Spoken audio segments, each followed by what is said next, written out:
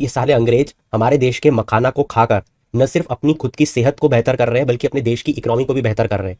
हमारे देश से रॉ मटेरियल को खरीद के ही अपने देश में मखाना को 13,000 रुपए किलो में बेच देते हैं।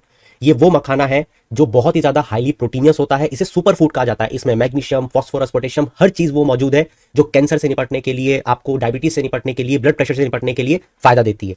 इसी के साथ साथ ये जो मखाना है इसका मेजॉरिटी एक्सपोर्ट जो करता है वो दो स्टेट है हमारे देश में, एक है पंजाब और दूसरा है असम। मगर मजे की बात यह है कि 90% प्रोडक्शन मखाना का तो हमारे देश में बिहार करता है। तब हमारी ताई जी को समझ में आया कि यहां पे तो तुनक तुनक तुन तारारा और तनिक तनिक में डाइवर्जेंस हो रहा है, क्योंकि तुनक तुनक तुन जो कि पंजाब है वो एक्सपोर्ट कर रहा है जबकि वहां पे मखाना होता भी नहीं है, और हमारा तनिक तनिक मतलब कि बिहार जहां पे 90% प्रोडक्शन होता है वो एक्सपोर्ट कर ही नहीं पा रहा है। क्यों नहीं कर पा रहा है? क्योंकि वहां पे ना फूड प्रोसेसिंग यूनिट्स है, न वहां पे कोई मखाना बोर्ड है। तो यहां पे हमारी गवर्नमेंट ने एक बहुत बड़ा डिसीजन लिया कि मखाना बोर्ड को स्टैब्लिश किया जा रहा है अब बिहार में।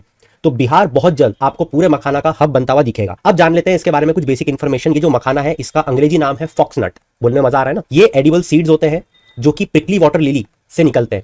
ये फ्रेश वाटर पॉन्ड्स में उगाए जाते हैं। ये प्लांट वायलेट कलर का होता है, व्हाइट फ्लावर्स होते हैं इसमें। 90% मखाना का प्रोडक्शन बिहार में होता है। 10,000 ton of popped makhana according to 2020 report of Indian Council of Agriculture Research उगाया गया था हमारे बिहार में इन द 15,000 हेक्टेयर। इसी के साथ आप ये भी जानते होंगे कि 2022 में मिथिला मखाना के नाम से जीआई टैग मिल चुका है ऑलरेडी। मगर क्योंकि सप्लाई चेन न होने की वजह से, फूड प्रोसेसिंग यूनिट्स न होने की वजह से, सप्लाई चेन न होने की वजह से बिहार रीजन उस चीज का फायदा नहीं उठा पा रहा था जो अब उठा पाएगा। इस पर आपका क्या विचार है? चैट सेक्शन में जरूर बताना।